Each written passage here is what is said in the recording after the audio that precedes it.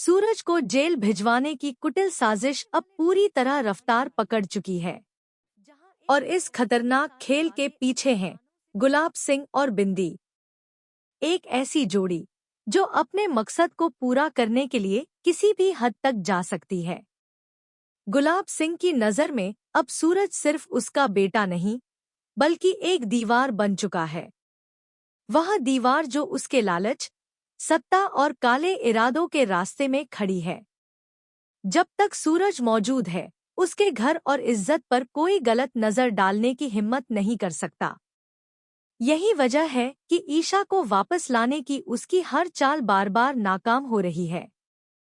इसी बीच विधायक की दबंग शर्त आग में घी डालने का काम करती है। मेरे बेटे की शादी तुम्हारी बेटी से ही होगी, वरना ना पैसा मिलेगा ना राजनीति का सहारा।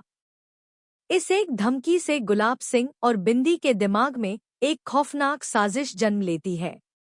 बिंदी धीमी आवाज में फुसफुसाती है, सूरज की असली कमजोरी उसके पिता अरविंद है। अगर अरविंद को ही खतरे में डाल दिया जाए तो सूरज हमारे इशारों पर नाचने लगेगा और पिताजी को बचाने के चक्कर में अगर उससे कोई गलती हो गई तो पुलिस खुद उसे जेल भेज देगी। दोनों तरफ से फायदा हमारा।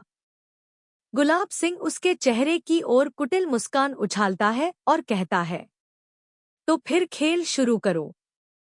कुछ ही दिनों बाद रात की खामोशी को चीरता हुआ एक पत्थर सूरज के घर की खिड़की से टकराता है। दरवाजे के बाहर एक अर्थी और एक कलश रखा होता है। नकली, लेकिन डर असली। उस पर बंधी चिट्ठी पढ़ते ही घर की दीवारें जैसे कांप उठती हैं। आज यह नकली है, अगली बार अरविंद सिंह की होगी। सूरज का खून खौल उठता है। कौन है जो मेरे पिता को धमका रहा है? जब तक मैं जिंदा हूं, कोई उन्हें छू भी नहीं सकता। वह तुरंत अपने दोस्त बंटी को फोन करता है। पता करो किसने यह हरकत की है। जिसने भी मेरे घर कदम रखा है, मैं उसे छोड़ूंगा नहीं। घर का माहौल डर और तनाव से भर जाता है। ताई मां घबराकर बेहोश तक हो जाती है।